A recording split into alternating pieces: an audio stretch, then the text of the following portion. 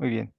Bueno, les damos la cordial bienvenida al 16º Seminario Rafael Martín del Campo y Sánchez 2024. Este evento está organizado por el Laboratorio de Vertebrados del Departamento de Biología Comparada de la Facultad de Ciencias de la Universidad Nacional Autónoma de México.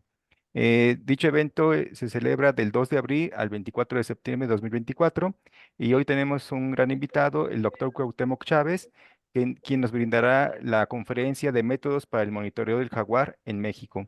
En este momento, la doctora Kathleen Babb le hará su presentación. Adelante, doctora.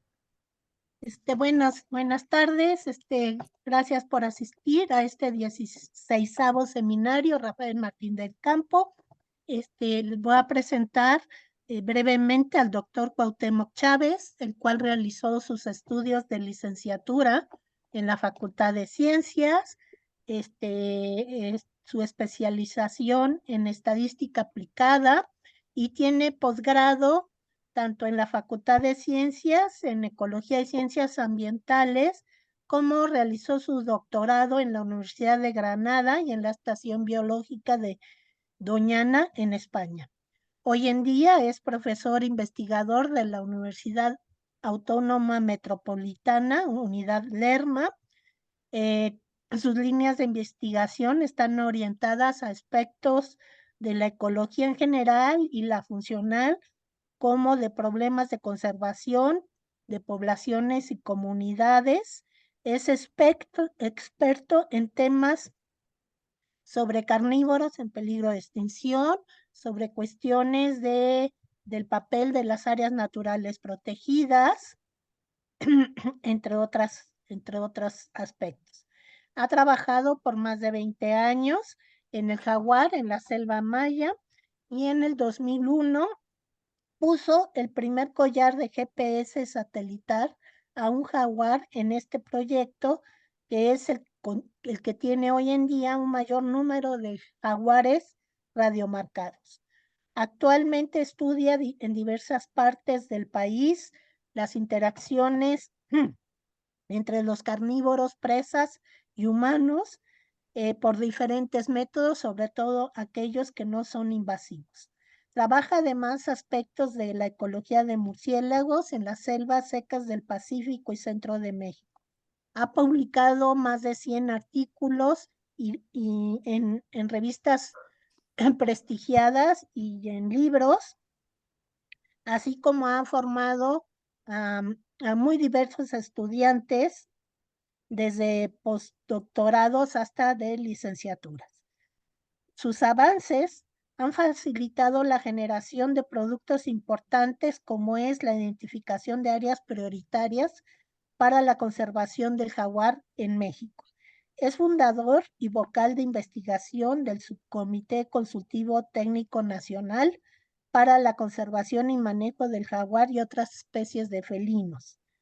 Hoy en día es miembro de la Alianza Nacional para la Conservación del Jaguar y desde el 2012 es miembro del Small Carnivorous Specialist Group de la Unión Internacional para la Conservación de la Naturaleza. Sin más y agradeciendo su valiosa participación, le cedo la palabra, doctor Chávez. Muchas gracias por aceptar A participar. ustedes, muchas gracias por la invitación.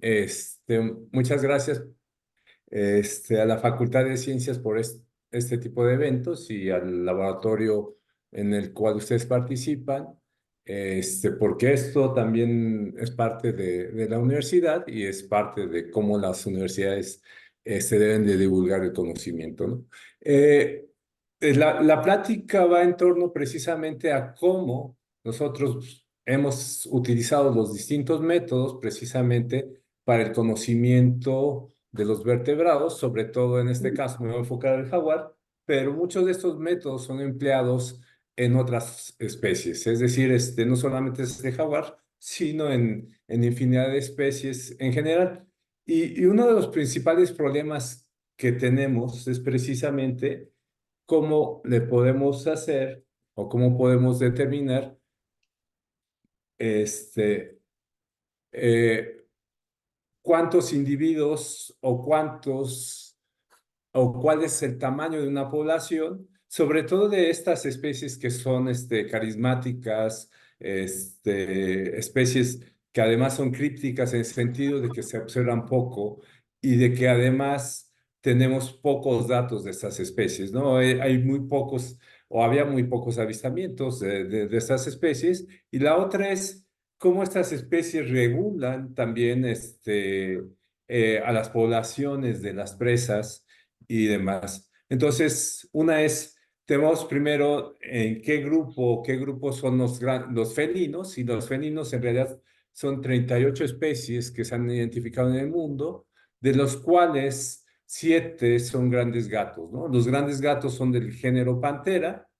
Estos gatos del género Pantera, la mayoría, o si no es que casi todos, están en peligro de extinción, y están en peligro de extinción precisamente por actividades humanas, ¿no? Es decir, turismo, la ganadería, la agricultura, están afectando a estos organismos. De hecho, estas 7 especies del género Pantera, está el tigre, el león, el jaguar, el leopardo de las nieves, este, el,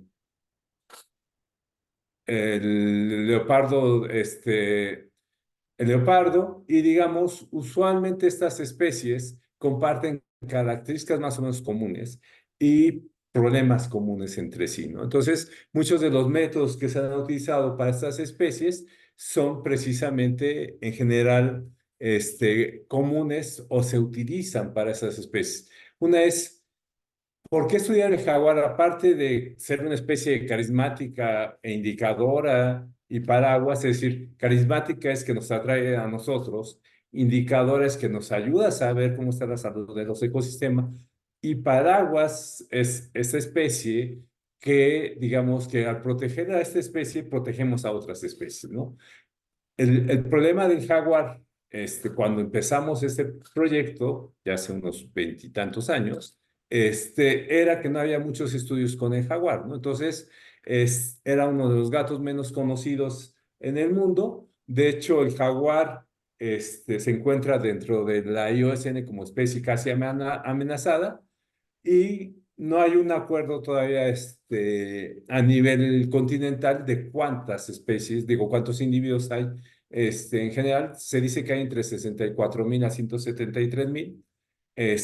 Habita una gran cantidad de hábitats como bosques tropicales, matorrales, humedales, sabanas, y de hecho se puede ir de mojado a Estados Unidos, digamos, en los matorrales, de Nuevo México y de Arizona. Usualmente se han registrado algunos individuos. Ocupa casi 8.6 millones de kilómetros cuadrados y tiene una densidad, un tamaño del área de actividad que es como el home range, es decir, el área en el que se mueven los organismos o ámbito hogareño, de entre 30 a 1.359 kilómetros cuadrados. Eso es lo que más o menos hay en la literatura. Y las densidades tenemos entre 0.74 a casi 11 o 12 individuos por cada 100 kilómetros.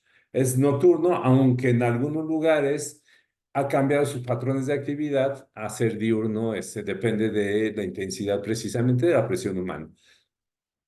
La conducta social es usualmente solitario y se reproduce, o la edad de la primera reproducción es precisamente a los 3.5 años. Y en promedio tiene 2 camadas. Pero ¿cuál es el conocimiento que hay? Y si vemos esta revisión precisamente hecha por Sanin sobre los gatos en general en el mundo, vemos que el jaguar en esta parte que es Panthera onca, pues tiene muy poco conocimiento. El tamaño del círculo, entre más grande sea, es un mayor conocimiento de la especie. Y vamos a ver que hay muy poco conocimiento sobre el efecto de la destrucción del hábitat, sobre los efectos de la infraestructura humana, sobre el jaguar y sobre efectos sobre ecología de movimiento o demografía, etcétera, ¿no? Entonces, es de estas especies que tenemos pocos conocimientos, pero si ustedes ven, el 80 o el 70% de los gatos en realidad tienen problemas precisamente de conocimiento. Y si esto sucede con una especie carismática como lo es el jaguar, ahora imagínense especies que no son tan llamativas, ¿no? Entonces, ahí sí tenemos un problema de enfoque precisamente de cómo tenemos cómo enfocamos nuestras energías precisamente a las especies, ¿no?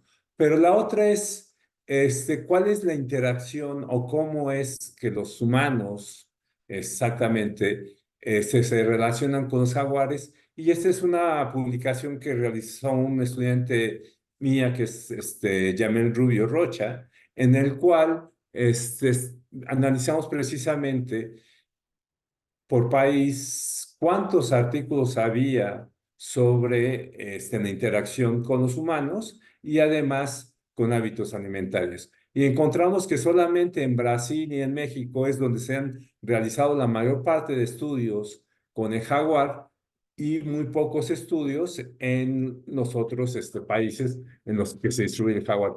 El jaguar se distribuye en 23 países, entonces sí es un porcentaje relativamente bajo de estudios como tal, y son dificultades que tenemos con muchas otras especies, ¿no? Pero ¿cómo son estos estudios? La mayor parte de alimentación es sobre consumo de presas, sobre algunas cosas de depredación o las características de los ataques. Y la otra es precisamente la interacción con los humanos, y muchas veces, y la mayor parte de estos estudios son sobre la percepción de los humanos hacia los jaguares o el impacto de las actividades humanas sobre los jaguares. Entonces, tenemos dos áreas en las cuales podemos analizar cómo nos estamos relacionando con los jaguares en general, ¿no?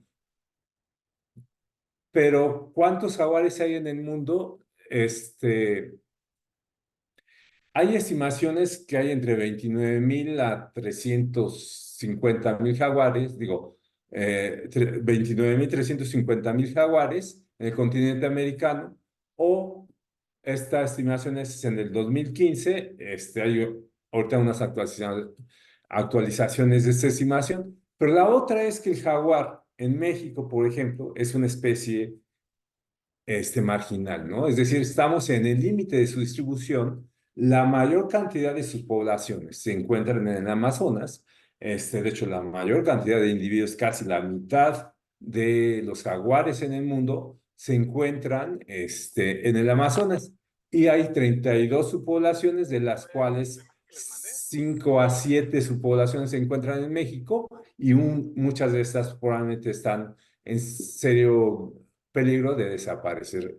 Se considera extinto en El Salvador y Uruguay, es decir, que fue extirpado por acciones de cacería, sobre todo en El Salvador, y en Uruguay también hubo una campaña en contra de los jaguares y, digamos, se encuentra hábitat, pero no hay reportes recientes de jaguares en estos sitios, ¿no?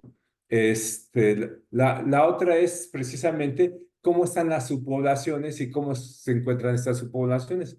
En México, dependiendo del autor, tenemos 4 subpoblaciones, que sería la del Pacífico, la de Tamaulipas, la del Golfo de México, que es en esta parte de Laguna de Términos y demás, y la de la selva maya, que se conecta precisamente con la parte de Chiapas, y demás, ¿no?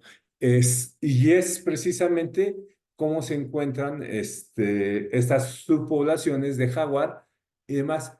Vamos a ver precisamente cómo es que la tecnología nos va a ayudar a estimar, uno es dónde están, pero la otra es cómo podemos estudiarlos. Y este es precisamente un ejemplo de cómo nosotros podemos tener diferentes tipos de tecnología, y es primero es un sistema o una serie de componentes que nos ayudan a analizar la presencia, la ausencia o cómo se encuentran las poblaciones. Ese sistema de distintos aparatos nos van a ayudar precisamente a desarrollar una metodología, y después tendremos que analizar esa información que tiene esos componentes, ya sea enviados a la computadora o registrados en tarjetas y después hacer un análisis de esa información a través de bases de datos o de sistemas de información geográfica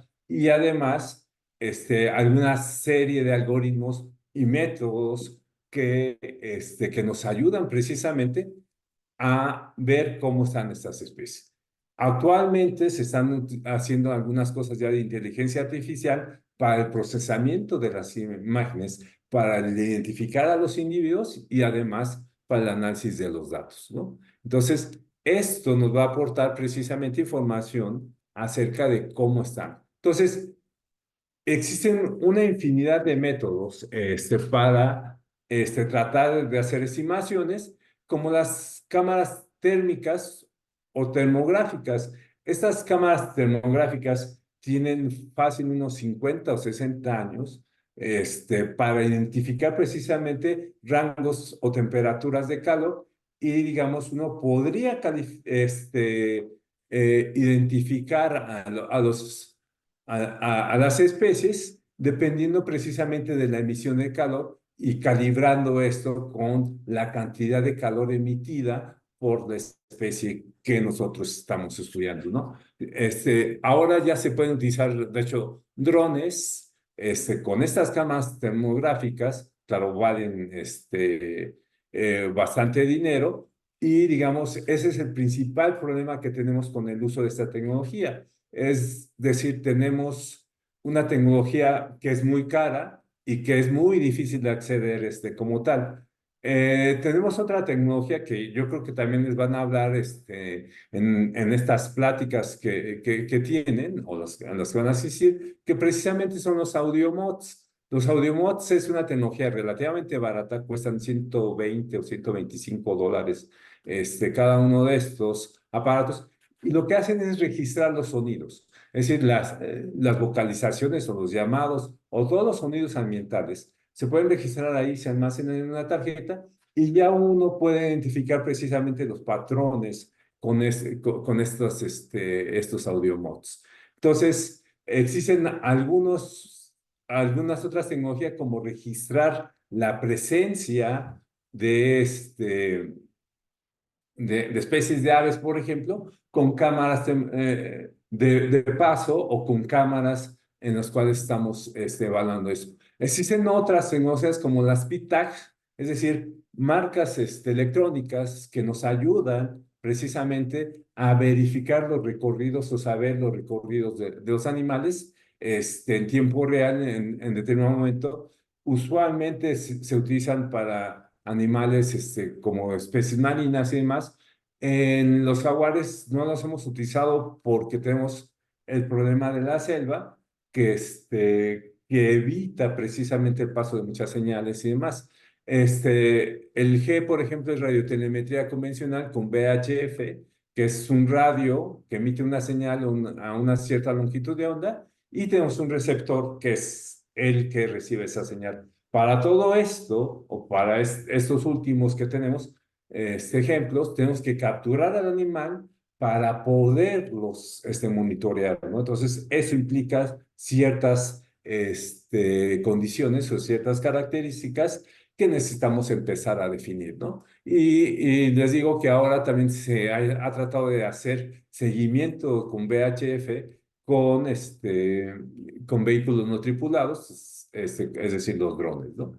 Y tendríamos registros. Y de hecho, actualmente también se puede hacer algunos vuelos de reconocimiento y evaluar el uso de determinados senderos o rutas o caminos por parte de las especies. Claro, en la selva con los jaguares es un poco complicado o muy complicado en el sentido de la cobertura arbórea que tenemos y que nos evita esa parte. Pero una es cómo es la estimación de estas especies y cómo es que podemos realizar una estimación adecuada del tamaño poblacional de estas especies. Y ahí es precisamente dos combinaciones que tenemos. Uno es los lugares o los sitios en los cuales se ha registrado la especie y, digamos, las estimaciones de esas especies, es decir, cuántos individuos hay por unidad de área en general de estas especies. Y les digo esto porque muchas veces pensamos que la conservación radica en proteger a los animales y no trabajar con ellos, pero por ejemplo en Brasil, los jaguares generan cerca de 7 millones de dólares al año por cuestiones de ecoturismo. Entonces, estamos hablando que si lo trabajamos o si empleamos bien algunas de las tecnologías, probablemente podamos generar algunas alternativas de manejo en general, ¿no? Estos son mapas precisamente de distribución de dos especies, que es el tigre y el leopardo, y cómo se encuentran o cómo eran los registros de estas especies durante los últimos 15 o 20 años, y la idea es pasar precisamente de estos registros a hacer una estimación de cuántos animales hay, es decir, cuántos individuos hay, es decir, pasar de ese mapa a un mapa como este, en el sentido de estimar cuál es el tamaño poblacional y cuántos individuos hay y cuáles son los intervalos de confianza de eso, ¿no? Por ejemplo, en estiman que hay cerca de 261.000 leopardos y cerca de 5.000 tigres, ¿no? Claro, si ustedes ven los intervalos de confianza son muy grandes y esto es precisamente por los distintos métodos que se utilizan o que se utilizaron para hacer estas estimaciones, ¿no? Es decir, son estimaciones que se realizan dependiendo de los fines o cómo los investigadores están trabajando en cada uno de estos sitios, ¿no? Entonces tenemos esa parte, pero una es cómo nosotros hemos evaluado estas poblaciones de jaguar, por ejemplo, en México, y lo que hicimos fue precisamente generar un manual de fototrampeo, una serie también de recomendaciones y de protocolos de atención para jaguares silvestres. Eso también nos dan datos precisamente de cómo están los jaguares y cuáles son precisamente esas áreas en las cuales empieza a haber esa interacción negativa entre los humanos y los jaguares.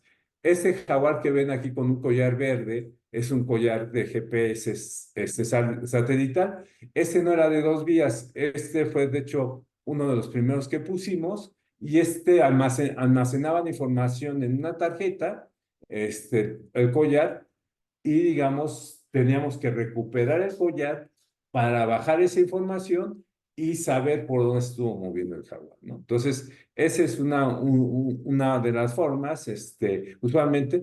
La otra era precisamente utilizar collares satelitales que lo que hacen es enviar la información o la ubicación donde se encuentra el animal y enviarla a la computadora.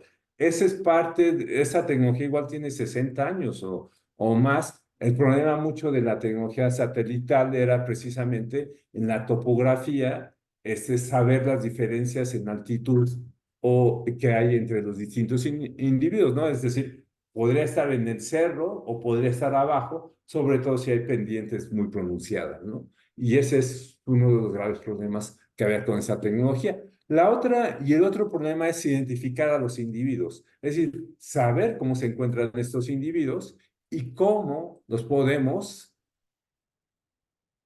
identificar en general. Y casi la mayor parte de los grandes felinos del género Pantera los podemos identificar precisamente por los patrones de rosetas o motas, o en el caso de los tigres, los patrones de las líneas que atraviesan su cuerpo, y cada uno de esos es característico. Aquí el problema que tenemos es que el lado izquierdo, no es simétrico al lado derecho, y entonces tenemos que tomar fotografías de los dos lados para poder tener una identificación correcta de los individuos. En el caso de algunas especies como los leopardos de las nieves, usualmente la identificación son entre patrones de motas en las manos o en la cara, que cambian esa configuración como tal, y que nos ayudan a saber qué individuo es. El problema de especies como el jaguar, digo, como el puma o como el león, es que no tenemos patrones o marcas características de los individuos. Se ha tratado de hacer algunas cosas con la parte final de la cola, el tamaño del manchón de pelos negros que pueden tener en la cola, o las patas, en las patas qué tan blanco o qué tan negro oscuro lo tienen en general, o si hay parches de pelos en esa parte, ¿no? En el caso de los leones, por ejemplo, cómo se encuentran los bigotes, y cómo estos bigotes tienen ciertos patrones. Pero si ustedes ven, pues todo tiene que ser como más o menos ideal en el sentido de cómo poder tener una foto o una imagen de un animal en vida libre y que salgan estos patrones en general, ¿no? Y ese es uno de los problemas que nos enfrentamos. Entonces, lo primero que tratamos de hacer era precisamente ponernos de acuerdo para evaluar la presencia y ausencia del jaguar en México. Y además, para tener, digamos, el mismo sesgo o sesgos relativamente parecidos. Y después generamos también un protocolo de fotorampeo para tratar de hacer las estimaciones de jaguar en México. Hemos tenido también algunos protocolos para la dieta de los jaguares, para tratar de saber de qué se alimentan. Y tenemos un protocolo para análisis de anestesia, evaluación de la salud física y demás, que eso nos ayuda precisamente a tratar de que la mayor parte estemos de acuerdo en generar información con sesgos más o menos parecidos, ¿no? Entonces, generamos un cuestionario para determinar la presencia o ausencia del jaguar en México. Estamos hablando que estos los generamos entre el 2000 y 2006. Se hizo esto en reuniones nacionales precisamente de conservación del jaguar, convocados por la Comisión Nacional de Áreas Naturales Protegidas dentro del Comité Técnico para la Conservación del Jaguar, ¿no? Y ahí fue donde nos empezamos a poner de acuerdo para precisamente estandarizar todo eso. También el manual uno es cómo hacemos un diseño para estimar a los jaguares, para también estimar a las presas, cuáles son los elementos básicos de las trampas cámara. Las trampas cámara en los últimos años han tenido un uso probablemente indiscriminado, porque usualmente cualquiera puede ya comprar una cámara y tomar unas fotos de los animales, pero lo que tenemos que tener en cuenta es que como biólogos tenemos que hacer un diseño de muestreo para poder hacer una estimación de cuántos animales hay en determinados lugares o en determinados sitios. Y entonces se generó precisamente el Censo Nacional del Jaguar y sus presas, y también se generó esa información de cómo hacer las bases de datos. Y la otra es cómo ordenamos las fotografías obtenidas en general. Y después un análisis de esta información. Primero, uno es buscar evidencias de la especie, ¿no? Entonces, tenemos que saber cuáles son las huellas o cuáles son los rastros que dejan estas especies, verificar precisamente si esos rastros pertenecen o no a esa especie, y la otra es ver, también podemos observar los pelos o restos precisamente de pelos. De hecho, hay unas trampas de pelo que son cerdas de metal, estos cepillos de metal que hay, y que los animales se pueden raspar ahí, y con el folículo y con el pelo podemos identificar qué especie es, ¿no? La otra es también las entrevistas son importantes porque eso nos da información acerca de dónde se pueden encontrar estas especies y demás, y además las podemos georreferenciar y saber esta incidencia o presencia de estos animales. Las cámaras trampa, como dije, son elementos que nos han ayudado últimamente para saber la presencia de muchas especies, no solamente de jaguares, y es un mecanismo que tiene un flash o una serie una serie de luces que nos van a ayudar precisamente a iluminar al objeto en las noches que vamos a identificar. Tiene un sensor de luz, un sensor de movimiento, tiene un menú y tiene una forma de programar. Usualmente ya se pueden programar también vía Wi-Fi o, de hecho, hay algunas cámaras que ya se pueden enlazar entre ellas para poder enviar información. El problema es que, digo, los jaguares se encuentran en ambientes que no tienen celulares, ¿no? Si no, ya tendremos ahí jaguares con un celular comunicándose entre ellos y diciendo que ahí viene el biólogo o cualquiera de esas cosas, ¿no? Pero estas cámaras nos han facilitado mucho la vida en el sentido de podernos o poder ayudar a identificar a los individuos. La otra es que además podemos ver en algunas de estas cámaras fotos o las imágenes o los videos de las especies, ¿no? Entonces, es una tecnología que nos ayuda. El problema de estas cámaras muchas veces será precisamente cómo identificar. Entonces, para generar el Censo Nacional del Jaguar y sus presas, nos llevó 3 años más o menos de planeación del primer censo, ponernos de acuerdo además en realizar un protocolo estandarizado y tratar de ver en qué sitios. Acuérdense que estamos hablando que es 2004, 2005, 2006 y hasta el 2007, 2008 es cuando empieza el primer censo del jaguar y que además en esas todavía no había suficientes cámaras y la sensibilidad de estas cámaras eran relativamente buena, pero el problema de las cámaras es que la mayor parte eran cámaras con rollo. Entonces, digo, a lo mejor ustedes no conocieron las cámaras de rollo, en las cuales tenían películas de 12, de 24, de 36 exposiciones. Entonces, pues ahí implicaba un esfuerzo de ir a colocar la cámara y además de que se les pudiera velar por la humedad del ambiente, etcétera, un montón de cosas que tenemos en general con eso. Entonces, ahí tenemos un poco ese problema con esta estimación o cómo estimamos estas poblaciones. Entonces, lo dejamos con ya cámaras digitales. Las digitales, pues ya tienen todo el mundo una cámara digital en su teléfono.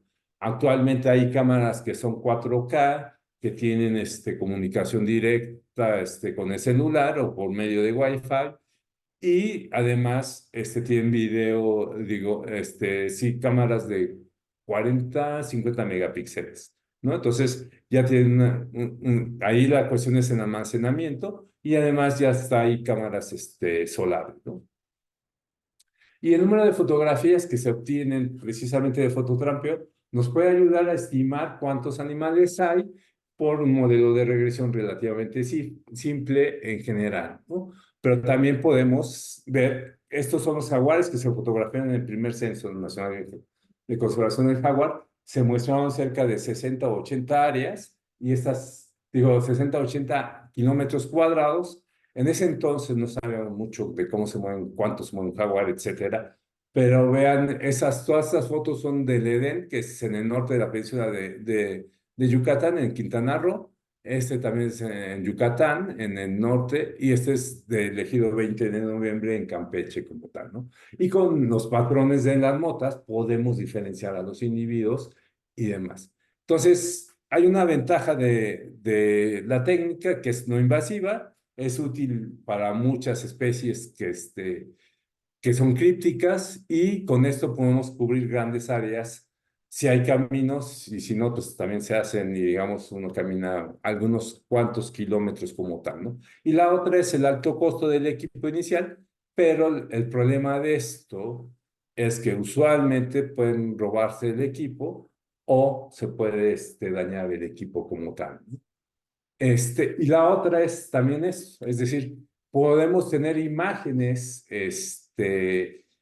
sobreexpuestas, etcétera, o el animal se mueve mucho. Ya no hay cámaras ahorita en el mercado, por ejemplo, de flash, solamente son puras cámaras infrarrojas o de luz blanca que nos van a ayudar a eso. Entonces, lo que podemos ver muchas veces son fantasmas por el movimiento de los jaguares. Las cámaras reaccionan relativamente rápido. Ahorita reaccionan como que tiene 0.2 segundos en el momento en que el animal pasa y le toman la foto, ¿no? Bueno, trata de tomarle la foto, ¿no? Este es precisamente los puntos de ocurrencia o presencia de jaguares en,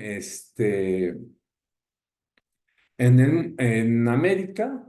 Y digamos, esta es una revisión hecha por Jedereski, que es un polaco, y digamos, y estudios donde se han hecho estimaciones de densidad de jaguar y con modelos de ocupación y modelos de nicho ecológico, utilizando diferentes tipos de variables, si son humanos, digo, si es urbanizado, si hay pastoreo, etcétera, podemos hacer una estimación a nivel global de cómo se encuentran los jaguares en América. Y esto es lo que obtuvieron estos investigadores, es decir, encontraron que las poblaciones de jaguar podrían estar entre, digo, las poblaciones podrían estar la mayor parte en Brasil, como lo hemos visto, y que en algunos lugares tendrían hábitat probablemente potencial de jaguar, por ejemplo, está la Florida. Nunca se ha registrado jaguar en esa parte. Y la otra es que tampoco en Cuba ni nada de eso. Eso es un efecto precisamente de cómo se utilizan este tipo de algoritmos y que hay que irlos calibrando y demás, ¿no? Entonces lo que hicieron fue precisamente quitar aquellos puntos o aquellos lugares en los cuales no ha habido registros de jaguar y ajustaron precisamente estos. Y si ustedes ven, la mayor cantidad de jaguares se encuentran en esta parte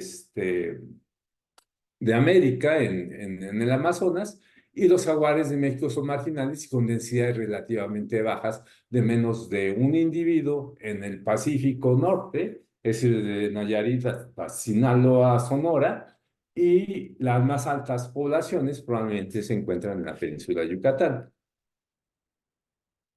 Entonces, después de eso, se puede analizar cuáles son las probabilidades de extensión, es decir, en función de las variables ambientales que podemos tener, que son presiones ambientales sobre los jaguares, podemos modelar esto y podemos saber cuál es la probabilidad de extinción, es donde tenemos aquellos focos rojos en los cuales las especies o la especie puede desaparecer. Ustedes ven precisamente que de nuevo, México es marginal y la probabilidad de extinción de muchas de estas poblaciones se encuentran precisamente en México o en el sur de Brasil, entre Brasil y Argentina. Esa es parte de lo que estimamos. Y de hecho, aquí este mapa precisamente nos da una idea clara de cómo se encuentran más o menos ciertas subpoblaciones y cómo estas poblaciones están en peligro y demás, y cómo están aisladas algunas de estas, ¿no? Y eso es parte de lo que tendríamos que hacer para tratar de conectividad, de restaurar esa conectividad entre estas, ¿no? Eso es lo que ocurre en México. Estos son los registros que tenemos de jaguar en México. Si pongo la imagen y ya no la encontré, de hace 20 años teníamos muy poquitos puntos sobre el jaguar. Digo, esta es una imagen que tiene 5 años ya, bueno, 4 años, pero 5 años de información, en el sentido de que aumentó exponencialmente el conocimiento, por lo menos la presencia o saber que existía el animal, ¿no? Y que existían los jaguares.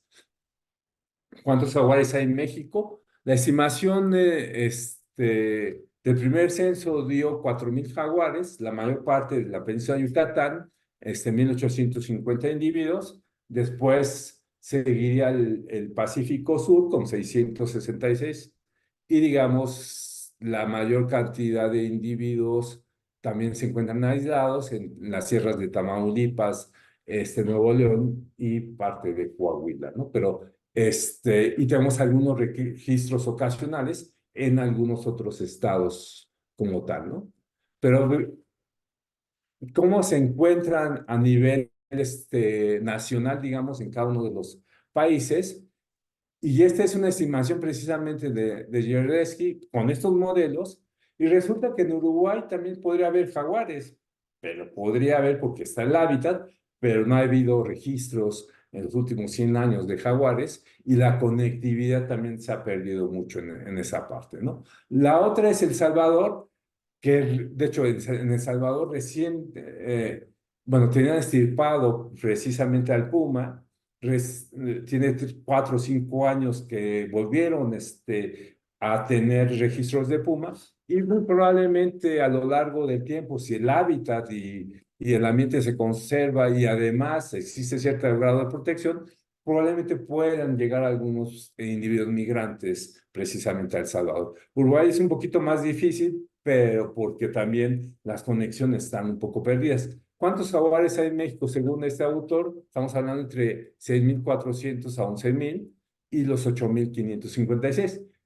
Los resultados del primero y del segundo Censo Nacional Jaguar 2010 y 2018 hablan que tenemos entre 4.000 a 5.000 jaguares o 6.000 jaguares en México. Entonces, si ustedes ven, la estimación ahí va más o menos. Ahí la cuestión muchas veces son los algoritmos para hacer estas estimaciones y cómo los estimamos y cuál es la varianza o el error que podríamos tener. Pero en general, las estimaciones son muy parecidas en esa parte. También tenemos datos de las presas y podemos realizar probablemente algunos estudios sobre la densidad de las presas. Tenemos más de 20 presas o especies de presas fotografiadas en los sitios con el jaguar. Cada una, digamos, el diseño para los jaguares debe ser muy diferente a un diseño para los ocelotes o los tigrillos porque se mueven de diferente forma. Iguales de las presas, pero nos ayuda precisamente a saber cómo se encuentran. La otra es los monitores fotográficos. Es esto, otra forma de estimar, pero esto es como que personas o fotógrafos que se dedican a fotografiar animales y identificar esos animales como tales en cada una de estas áreas. Entonces es mucho más complicado estar haciendo esto, pero tiene cierta ventaja y demás como tal, ¿no? La otra es el muestreo no invasivo, que es precisamente la colecta de excrementos, el uso de pieles si hay en esa parte para ver cosas genéticas, o la toma de muestras de animales capturados y demás. Entonces, una parte importante es precisamente cómo podemos hacer o cómo podemos identificar en los excrementos a los individuos. Sí, digamos, genéticamente los jaguares o todos los animales dejan células de escamación y células precisamente intestinales dentro de los excrementos. Entonces, con este ADN que se mantiene en esta parte, nosotros podemos extraerlo y podemos saber el individuo, es decir, si es Juanito, Josecito, Panchito o Paquito, el que dejó ese excremento, pero además la especie, si es jaguar, puma, ocelote, etcétera, de los que están en ese sitio, y además también podemos saber el sexo, si es hembra o es macho. Entonces, la tecnología en ese caso nos ayuda precisamente a separar este grupo y es precisamente por los pares de bases y los primers que amplifican precisamente las bandas de PCR que se amplifican con el PCR y, digamos, identificar la presencia de estos. Y muchas veces con microsatélites también empezar a diferenciar en cada uno de estos. Y si ustedes ven, cada una de las especies tiene distintos patrones o distintas bandas. Y esta es precisamente la comparación entre animales de cautiverio con animales silvestres. Y estos son datos que colectamos precisamente en la península de Yucatán de jaguares colectados en el campo y la comparación precisamente de estos datos. Y fuimos de los primeros que empezamos a trabajar este tipo de temas precisamente con la gente de España en general. Y la otra, estos son los sitios, y hicimos una comparación precisamente entre Brasil y México. México como la parte marginal, entre comillas, y Brasil como la parte central, y estos son los 14 sitios de muestreo en los cuales estuvimos trabajando. Estas son las colectas de los excrementos. También esto requiere cierto conocimiento de cómo encontrar los excrementos y más. Hay quienes se encuentran con perros, pero también los perros tienen ciertos problemas en que se saturan con los olores y demás, ¿no? ¿Y qué es lo que encontramos? Pues básicamente poblaciones o subpoblaciones o grupos genéticos en general, que era esperable, es decir, está muy separado la península de Yucatán del Amazonas, pero vean cómo se encuentran las poblaciones precisamente en Brasil, es decir, las del Amazonas, en Virúa, Maracay o Atumá, o la Reserva Duque, que está precisamente en el Amazonas, y las poblaciones del Pantanal o la Caatinga y Aratinga, y después las poblaciones de capibara. Y vean cómo es los patrones precisamente genéticos y en los cuales tenemos México separado de los otros dos. Pero lo sorprendente aquí es precisamente como capibara se separa precisamente de toda la parte del Pantanal Amazonas y eh, sí, Pantanal y Amazonas, no me acuerdo ya del CENTI. Pero bueno, esto lo que nos está diciendo es que probablemente haya aislamiento entre entre estas poblaciones, ¿no? Y es precisamente entre estas poblaciones, y Capibara, si ustedes ven, está relativamente cerca de la Caatinga, pero el problema es que hay una barrera muy grande ya de actividades humanas que no han permitido, que no permiten precisamente la conectividad de estas áreas, ¿no? Esto es lo que sucede en México. Nosotros hicimos también en 9 sitios esta colecta. También fuimos a Chiapas, al sur de Chiapas, y colectamos en Sinaloa las muestras. Y lo que encontramos fue precisamente que los jaguares parece ser que están sufriendo un aislamiento, los del Carmen en Sinaloa, con respecto a los jaguares que están en la península de Yucatán y que están en Chiapas, ¿no? Mientras que los pumas, si ustedes ven, no hay tanto aislamiento y las poblaciones o la población más o menos es continua. Entonces, aquí están hablando, nos está indicando que probablemente está ocurriendo ya un proceso de aislamiento, de separación de las poblaciones de jaguares, precisamente por esta falta de conectividad. El puma es un poco más clásico que el jaguar y entonces ahí tenemos ese tipo de cosas. La otra es precisamente la diversidad genética en México es de los más bajos reportados para la especie, es decir, porque digamos, estamos en la parte marginal, en las partes centrales de las poblaciones debemos de tener una mayor variabilidad como tal. Acuérdense que además, por los eventos del Pleistoceno, las especies regresaban o migraban de norte a sur por estas partes de las glaciaciones y los jaguares sufrieron varios procesos así de esta forma, ¿no? La otra es, hay conectividad, pero esta conectividad se está perdiendo precisamente entre la península de Yucatán y el norte del país, ¿no?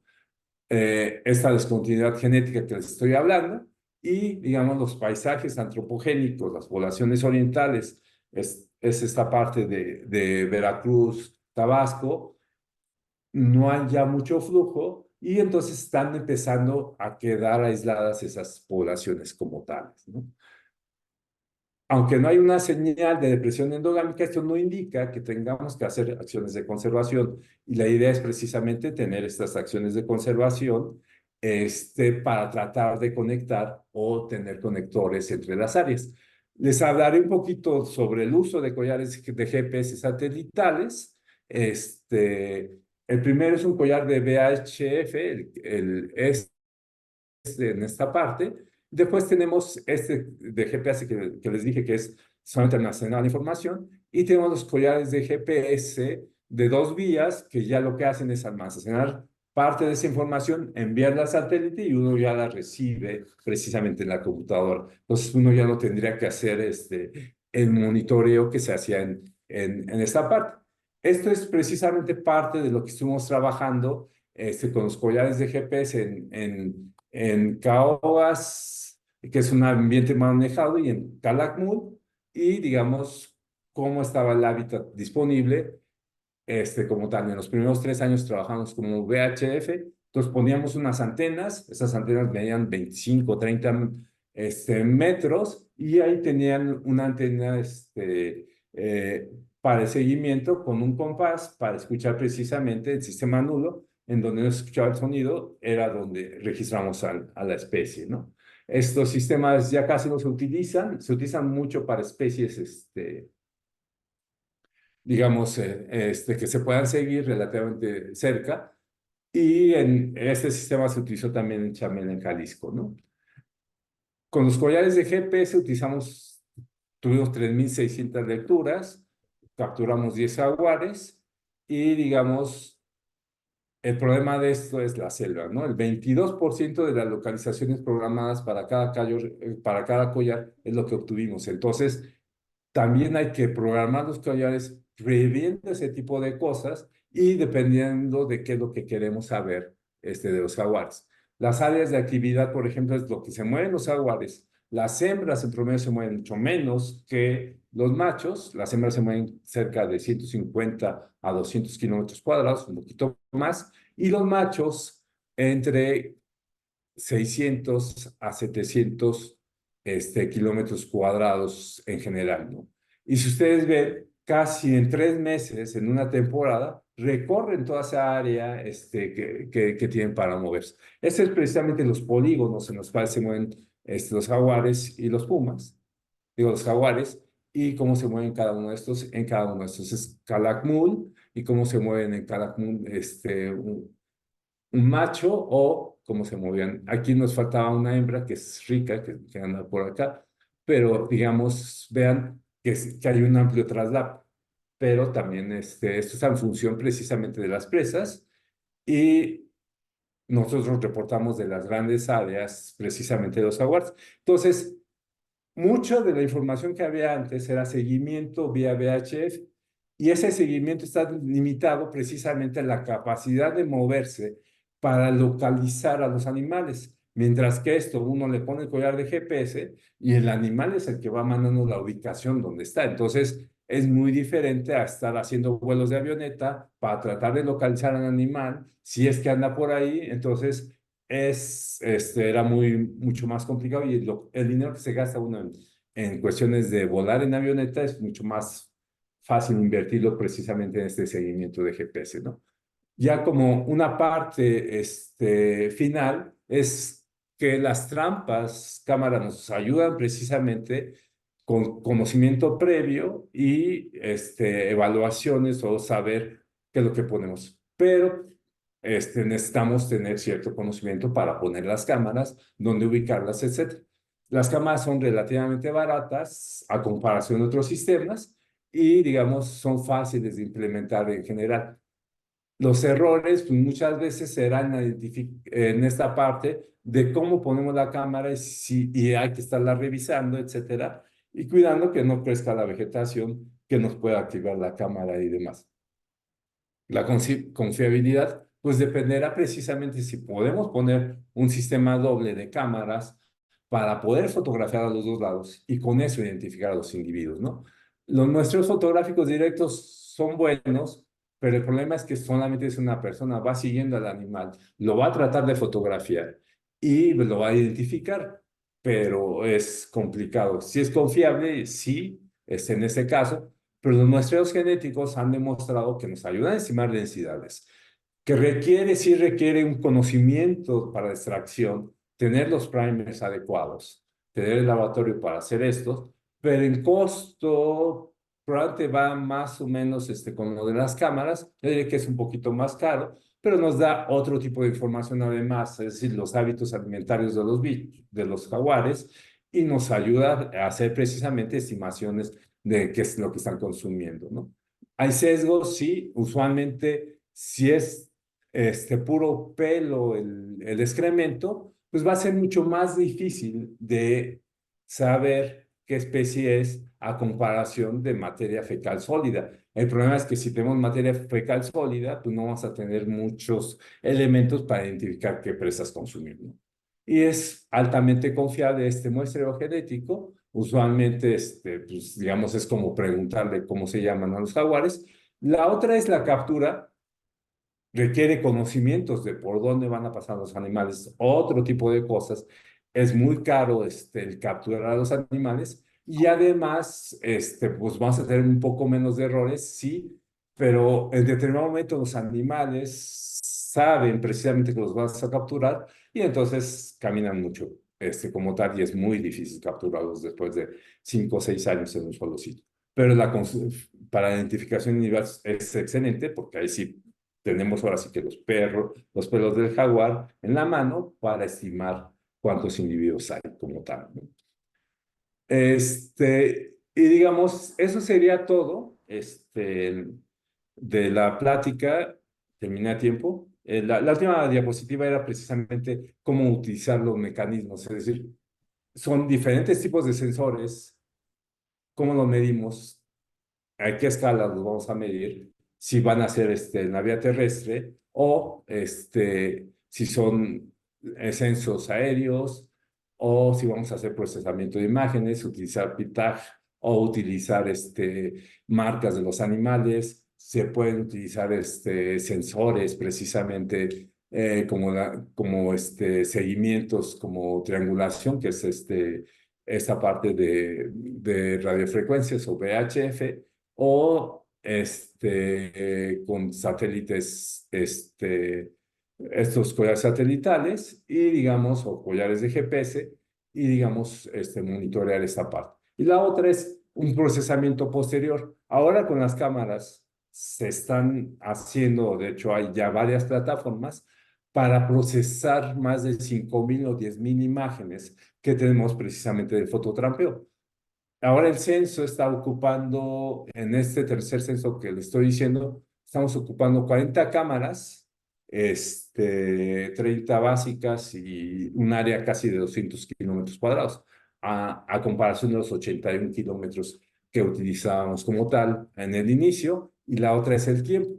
Antes era como una imagen, una sola fotografía de los animales, y ahora vamos a tratar de tener más fotografías de los animales para hacer cosas de captura y recaptura y hacer una estimación. Por lo menos van a durar las cámaras 90 días en estos sitios. La recomendación usualmente es eso, ¿no? Ya sería todo. Muchas gracias. Sí, le agradecemos mucho, doctor, Cuauhtémoc, por esta interesante conferencia. En este momento hay varias preguntas en el chat. De hecho, la doctora Kathleen le hará las preguntas. Adelante, Kathleen. Muchísimas gracias por su interesante plática, doctor. Tiene muchas felicitaciones y muchas preguntas. Silvia Sí. Torres pregunta que se supone que en Brasil se encuentra también en el Pantanal Mato Groense, ¿no es cierto? Sí. Sí, sí, sí hay jaguar. De hecho, en el Mato Grosso usualmente están los jaguares más grandes, es decir, los jaguares que llegan a pesar 110, 115 kilos, como tal. Por ahí hay un récord de 130, pero los cazadores siempre estiman mucho más de lo que cazan. Y además la otra es, no llevaban para pesar a los animales, entonces es una estimación hecha así a la ligera, ¿no? Sí. Loari Gabriel da las gracias por su plática y pregunta con relación a los métodos que menciona para hacer el monitoreo, ¿cómo han subsanado la parte de incertidumbre en la medición y sobre la interacción con la sociedad que mencionó? ¿Esta ha tenido a ser positiva o negativa en México? Ok. Ahí hay dos cosas. Uno, la estimación y usualmente los sitios en los cuales hemos trabajado, o se ha trabajado el Senjaguar y digamos los sitios en los cuales yo también he estado trabajando, usualmente trabajamos de hecho, de la mano con la comunidad. Es decir, el proyecto, si es un ejido, tiene que entrar a través de la asamblea del ejido y entonces el ejido es el que da el visto bueno para que nosotros podamos poner las cámaras y ellos conozcan precisamente que tienen jaguares en su sitio. La otra es que además en estos sitios, sobre todo en los que yo conozco que son de la península de Yucatán, las ampliaciones forestales, el que tengan jaguares en sus predios o en estos sitios de la explotación forestal, les da puntos precisamente para la certificación de la madera. Entonces, eso les ayuda también al ejido a tener una mayor puntuación. De hecho, tenemos ejidos como Novec, que tiene una muy buena explotación forestal de caobas. Ellos tienen ubicados exactamente dónde está cada una de las caobas que van a explotar. El que tengan jaguares y el que tengan esta parte, pues les ayuda a vender mucho más cara su madera, ¿no? Ellos ganan cerca de $1 millón, si no me equivoco, anualmente por esta parte de la producción forestal, ¿no? Y entonces ahí es cuando hacemos ese vínculo precisamente entre las poblaciones locales y las personas. La otra es precisamente atender estos problemas de depredación, ¿no? Es decir, estas interacciones negativas que hay entre los jaguares y entre los jaguares y las personas. Los jaguares no están pensando o no piensan que es una vaca que se tiene que alimentar y de esa vaca ya le quitó al ejidatario parte de sus recursos, ¿no? Los jaguares ven precisamente a las vacas o los borregos o lo que se puedan alimentar como presas. Y cuando hay pocas presas, pues es cuando ocurren estos eventos de depredación. Entonces, nosotros hemos modelado todo este tipo de cosas y hemos visto que solamente en ciertos lugares, en ciertas temporadas, probablemente existan estas interacciones negativas. Entonces, lo que hacemos es mitigar precisamente esto. Existe un seguro ganadero que es creado precisamente por la Asociación Nacional de Ganaderos y, digamos, esta da una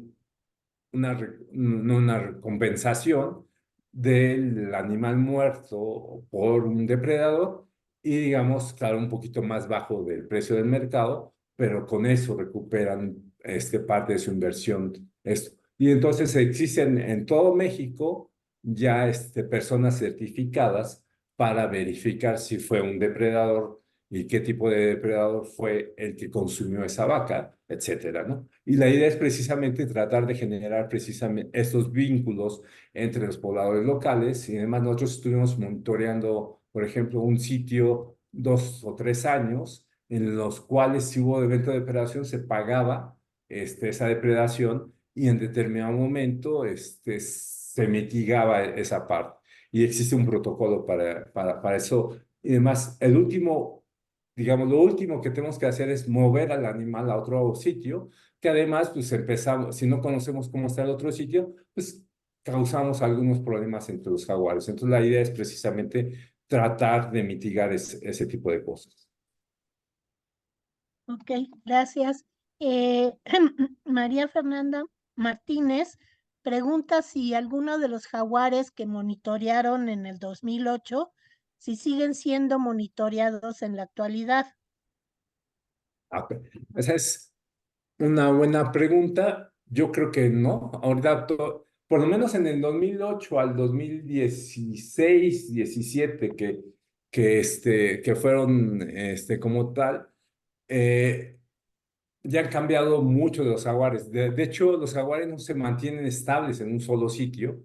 A los 2 o 3 años se mueven a otras áreas y empiezan, digamos, a interactuar en los otros lugares. Y luego regresan a los 2 o 3 años. Entonces, es una dinámica un poco complicada de explicar en el sentido de, digo, nosotros tenemos 10, 15, 20 años en algunos sitios y cómo ha ido cambiándose precisamente la composición.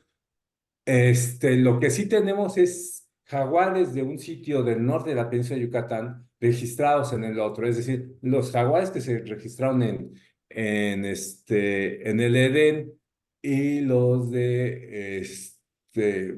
ay, donde están los flamingos en el Zapotal, que están separados como 100 kilómetros o un poquito más. Se registró un jaguar precisamente en el censo, en el primer censo, que se llamó, bueno, que le llamaron Zapote Edén, precisamente porque se registró en el Zapotal y en el Edén. Y ahí la conectividad es la que se puede evaluar. Esta vez tratamos de hacer el censo ahorita precisamente en los dos sitios, pero el problema es que ha habido algunos incendios y demás y no nos permitía precisamente trabajar en esta parte, ¿no? Sí, gracias. Preguntan también si se ha modificado la dieta de los jaguares en el periodo de estudio y cuál es la temperatura promedio del jaguar. Ok. Sí, de hecho, cambian los patrones de alimentación dependiendo del sitio y dependiendo precisamente del año. Y eso depende mucho de las abundancias de las presas y además de la intensidad de la cacería. Estamos diciendo que en los lugares donde hay cacería, los jaguares se van a tener que alimentar de las especies que le van dejando a los humanos. Es decir, los venados, los pecarís, usualmente son preferidos por los humanos y entonces pues, se acaban esos, los humanos y entonces los jaguares se van a tener que alimentar de especies más pequeñas como los armadillos o los cuatis neotropicales o los tejones neotropicales, ¿no? Entonces, ahí tenemos precisamente cambios en la dieta por el efecto humano y también hay cambios precisamente en los patrones de la disponibilidad de presas, ¿no? Entonces, los jaguares obedecen a esos cambios como tal hasta cierto punto, ¿no? Es decir, ya sí quedan especies muy pequeñitas, los jaguares no se alimentan de eso y ahí tenemos como tal. En toda esa área de distribución, por ejemplo, ha habido reportadas cerca de 105, 106 especies. Claro, en cada uno de los sitios en realidad son 5 o 10 especies de las que se alimentan los jaguares predominantemente, ¿no? Sí, gracias. Preguntan también cómo podemos saber si está afectando a las poblaciones de jaguar la construcción de Tren Maya y qué se puede hacer. Ok, ahí hay dos cosas y digamos, el problema sí es un problema de fragmentación en general para todas las especies provocado por el Tren Maya y que hace que se dividan algunas, sobre todo en algunas poblaciones, sobre todo en esta parte de Quintana Roo, la parte de Yucatán, la mayor parte son potreros y son acahuales, entonces hay conectividad solamente con las especies que hay, digamos, sobreviviendo en esta parte. Pero sí es importante indicar que no había pasos de fauna en las carreteras en toda la península de Yucatán. Entonces, lo que hizo el tren es detonar, entre comillas, que se consideraran esos pasos de fauna y que se empezaran a tener esos pasos de fauna para conectar precisamente poblaciones. El problema es dónde poner esos pasos de fauna y cómo conectar esas poblaciones. Porque además, acuérdense que el tren Maya va encapsulado o tiene rejas por los dos lados, impide precisamente el flujo entre un sitio y otro sitio. Y si va pegado a la autopista, por ejemplo, Mérida, Cancún, pues estamos hablando de un área fácil de 60 o 70 metros, ¿no? Entonces, se tienen que construir precisamente estos pasos de fauna por debajo para que los animales pasen de un sitio a otro. Usualmente los utilizan y no hay tanto problema de identificarlos como esa parte. La cuestión es exactamente en dónde dejamos el desarrollo, en dónde utilizamos la conservación y cómo podemos equilibrar estas dos cosas. Y eso sí es un poco complicado. Eso tendríamos que nosotros dar las herramientas para cuando sucede X o Y casos y con eso precisamente aplicar el mejor conocimiento científico que tengamos sobre puentes, sobre pasos de fauna, sobre cómo conectar áreas, etcétera, ¿no? Y eso es lo que tendremos que utilizar, porque también muchos, digamos, los pasos estos de fauna para jaguares no necesariamente pueden servir para otras especies, o al revés. Estaba leyendo que también las plantas necesitan ese tipo de pasos de fauna, digo, de flora en determinado momento, y que tenemos que ver cómo conectar precisamente estas flora que está quedando aislada también, porque al final de cuentas, si se interrumpe el flujo, sobre todo por los dispersores, pues entonces hay un deterioro precisamente de las plantas, ¿no? Entonces, sí es algo que tiene muchísimo más cosas, pero tenemos que intervenir como biólogos en este tipo de cosas y la decisión es como tal, ¿no? Gracias. Hay varias preguntas sobre el uso de collares. Ujú. Una es si estos pueden afectar el bienestar del individuo, si los estresa, etcétera. ¿Y qué marca de collar han utilizado y cuál es la vida de un collar, la vida útil?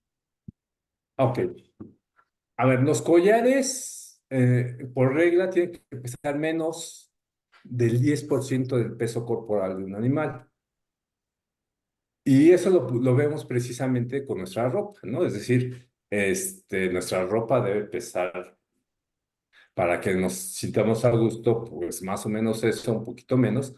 No vamos a andar cargando cadenas o cosas muy pesadas, porque no nos cambia precisamente nuestros hábitos.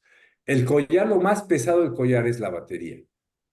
Y la batería es precisamente una batería tipo D, de las grandotas, y esa batería es lo que pesa más. Los collares andan entre 800 a 1,200, depende de la especie, digo, para jaguares más o menos andan en esa parte. Un jaguar llega a pesar, en promedio 54 kilos, entonces, pues está dentro del rango, como tal. La otra es si se les atora o no se les atora y si les estresa, etcétera, ¿no? Sí, les podría estresar el collar en determinado momento, pero es lo mismo como ustedes o que utilizan collares, utilizan X cosas, al principio pues se sienten incómodos y después de determinado tiempo se van acostumbrando como tal, ¿no? Hay jaguares que dejan el collar, o sea, es decir, cuando uno se los quita o lo recupera, lo dejan intacto, es decir, sin ningún rayón muy fuerte, cualquiera de las cosas. Y hay otros jaguares que el collar se ve todo maltratado. Entonces también es como el animal también reacciona a ese tipo de cosas, ¿no? Entonces tenemos una variación o variabilidad en esa parte, pero sí es importante eso de cuidar precisamente la integridad del jaguar y que el collar le quede adecuadamente como tal. Porque muchas veces, si está muy apretado, sí le va a dejar una marca o le puede provocar algunas cosas. Siempre en este tipo de proyectos estamos a la par con los veterinarios y los veterinarios también colaboran con nosotros precisamente en dormir a los jaguares, en cómo podemos calcular los pesos, etcétera, todo ese tipo de cosas, ¿no? Gracias. Tiene muchas felicitaciones por su conferencia tan integrativa e interesante y por la actualización de los diferentes métodos de censado. Por ahí, Gabriela Arriola pregunta si hay registro de jaguar en Hidalgo. Sí, hay un registro de hace como 4 o 5 años en los mármoles, de hecho. Y ahorita, creo que ese sitio o por ahí en esa parte, se están poniendo, o ya se terminaron de poner las cámaras del tercer Censo Nacional de Jaguar, en ese sitio para poder tratar de hacer una estimación de jaguares en esa parte. Son de los sitios que conocemos que son marginales en cuanto a las poblaciones o subpoblaciones de jaguar y que tenemos que saber cómo se encuentran estas. Ok, gracias. Paula López menciona que esto de los puentes sería, por lo tanto, un área de oportunidad para que ustedes como expertos asesoren ahí justo en pro de la conservación. Sí, Comentario exactamente. más bien. Ese era digo, y eso ha sido también una discusión dentro del grupo de expertos. Hay quienes están a favor o en contra del tren. Bueno, a favor creo que nadie, pero digamos, uno está en contra en el sentido de hacer algo y otros de que pues es una obra que ya se hizo y que tenemos que mitigar precisamente los impactos de esta obra, ¿no? Entonces, lo que tenemos que hacer es entonces generar información sólida para ver por dónde están pasando los animales y generar estos puentes o esta conectividad como tal. Muchas veces también los animales atropellados nos indican qué lugares están utilizando los animales para pasar de un sitio a otro. O sea, hay varios reportes de atropellamiento de jaguares, pero también hay que ver qué es lo que conecta esa área con la otra área, porque a lo mejor es un sumidero, es decir, un área en el cual los jaguares se van al otro lado, pero no se establecen y se regresan, ¿no? Y eso es lo que puede suceder en muchas áreas. Entonces, sí tiene uno que ver precisamente qué es lo que qué es lo que vamos a conectar y cómo lo vamos a conectar y cómo estos, digamos, viven y demás. Además, la otra es, si podemos o logramos que cruce un jaguar o dos jaguares, la diversidad genética aumenta. Entonces, eso es parte de lo que tendremos que hacer, ¿no? Gracias. Roberto Adrián Martínez precisamente pregunta que con el aislamiento de las poblaciones de jaguar en México, ¿qué es lo más probable que suceda? Si disminuye el flujo genético o debilita la población o puede empezar un proceso de especiación. Ahorita va a empezar un proceso de aislamiento digamos, depende del tamaño de la población. Aquí todavía no hay, entre los expertos de genética de poblaciones, un consenso en cuántos individuos serían los mínimos que debemos de tener en cada una de las áreas para que no haya esta parte de la endogamia y esta parte de tener jaguares endogámicos, ¿no? Pero sí lo que tenemos que tratar de evitar es precisamente, o tratar de hacer es poner estos corredores entre áreas naturales protegidas o entre ambientes manejados en los cuales los jaguares puedan alimentarse y moverse de esa parte. Un jaguar en una noche puede moverse 20 kilómetros fácilmente y pasar una zona de cañaveral bastante cerrada, relativamente fácil, pero tendrá que tener un sitio donde alimentarse o donde hay presas en las cuales se pudiera alimentar y demás. Entonces, sí se puede empezar a generar. De hecho, tenemos hay un estudio como en la Alianza Nacional de Conservación del Jaguar, precisamente de los corredores potenciales que hay entre las unidades de conservación del jaguar en México. ¿Y si están funcionando algo más o menos bien estos corredores? Lo que estamos haciendo ahorita es, uno, decretar las reservas que se puedan decretar y la otra es empezar a generar áreas destinadas voluntariamente para la conservación y evaluar el papel funcional precisamente de estos corredores.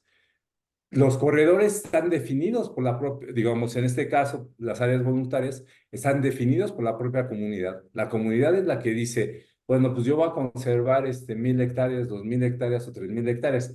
En Guerrero estamos trabajando precisamente así de esa forma y empieza a haber precisamente un consenso para trabajar y conservar al jaguar. Es complicado, sí, pero ni modo, o sea, es algo que tenemos que trabajar. Y ahí está Fernando Ruiz, que ha estado estrechamente colaborando conmigo, bueno, o yo colaborando con él, en el sentido precisamente de empezar a tener un área natural protegida. De hecho, en Guerrero teníamos 6 o 7 áreas naturales protegidas, todas menos de 5,000 hectáreas. Ahora ya se está tratando de decretar una de 10,000 o 15,000 hectáreas, otra de 20,000 hectáreas, y estamos tratando precisamente de conectar estas áreas, sobre todo en la Sierra Madre Sur de Guerrero, ¿no? Que es algo que sí tenemos que empezar a ver, porque Guerrero es un foco rojo en el sentido de la conservación del jaguar, porque la conectividad se está perdiendo precisamente hacia el norte. O sea, Guerrero es el que tenemos pocos jaguares, hay muy pocos sitios donde pudiera haber jaguares y toda la parte de la costa ya la perdimos en el sentido de turismo y en el sentido de cambios históricos con esta parte de agrocultivos, ¿no? Entonces, sí tenemos que empezar a ver por dónde podemos conectar estas poblaciones. Muchas gracias. Esto en parte responde la pregunta de Gerardo Sámano, que preguntaba de los registros de jaguares en el estado de Guerrero, que el jaguar es parte del emblema del escudo estatal de Guerrero. Sí, de hecho hay un baile que es el pendón, que es un baile precisamente de Guerrero y es endémico y es un buen baile. Ahora ya también se les dice que esas danzas tradicionales pues ya tiene que ser piel artificial, ¿no? Es decir, antes lo hacían con pieles de jaguar y ahora ya que empieza a cambiar un poco esa dinámica. Pero sí es muy interesante el enfoque que le dan los guerrerenses precisamente a la conservación del jaguar y cómo ellos lo ven parte de su cultura, ¿no? Como tal. Claro, ok. Y ya para no cansarlo, y la última pregunta, la doctora Hilda León pregunta en la transformación del uso del suelo para habitación, comunicación, comercio, etcétera, en especial para Quintana Roo, ¿también afectan y han afectado a las poblaciones de jaguar? Sí, de hecho, hay un problema en toda esta parte de Playa del Carmen hacia Cancún, porque toda la parte de la costa está quedando aislada, está quedando separada precisamente de la parte ya más adentro de selva, ¿no? La creación precisamente de estos núcleos o clústeres o grupos precisamente de casas o residenciales está empezando a fragmentar como tal esa parte del hábitat.